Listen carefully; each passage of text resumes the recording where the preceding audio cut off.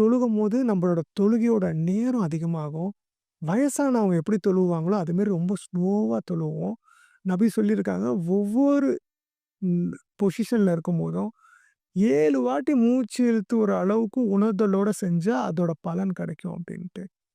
அப்ப நம்ப அந்த ரூஹுவ இறைவனோட கலந்து, இந்த இறைவனோட ஐக்கியமாகி அந்த தன்மையில நீங்க இமேஜினேஷன் பண்ணி தொழுக என்ன ஆகும் அப்டின்னா,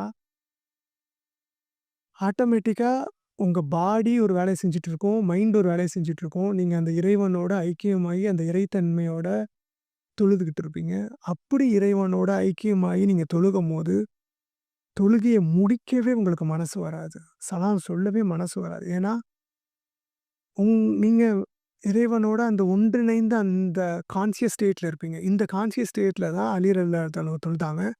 அதனால பாடியும், மைண்டையும் கடந்து ரூஹுல தொழுவும்போது, பாடியில நடக்கிறது அவங்களுக்கு தெரியல. வலி ஏற்படல. அப்ப நம்ப அந்த எப்ப இறைவனோட அந்த புரிதலோட தொழுகுறோமோ, அப்பதான் நம்ப ஞானம் இறைவனோட ஐக்கியமாக முடியும். இறைவனோட தன்மைகள் நம்மளுக்கு கிடைக்கும்.